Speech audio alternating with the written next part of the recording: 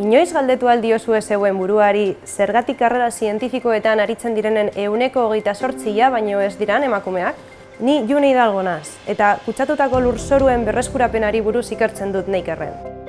Uste dut, arrazoi nagusienetariko bat dala zientzian emakume erreferenteak falta zaizkigula.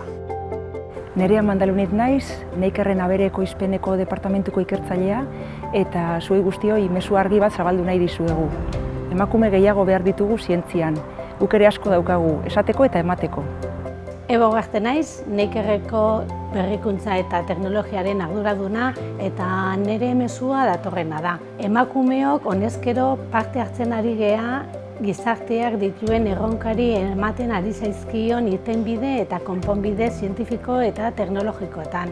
Horregatik, emakumeok ezin dugu alde batera egin. Xeider Gerrikagoitia naiz eta animalia basatien gaixotasunak ikertzen ditut Neikerreko animalia osasun sailean.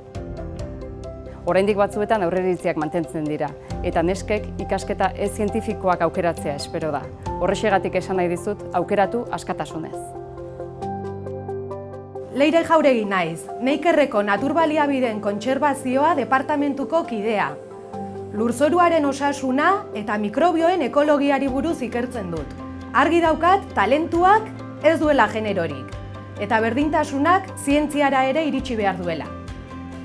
Olatzuna Muntzaga naiz, baliabide naturalen kontserbaziorako departamentuko burua, eta gustatuko litzaidake momentu honetan esatean eskatila guztiei etorkizuna erabakitzen daudenei batez ere, zientzia ere beste aukera bat dela eta zuen zain gaudela.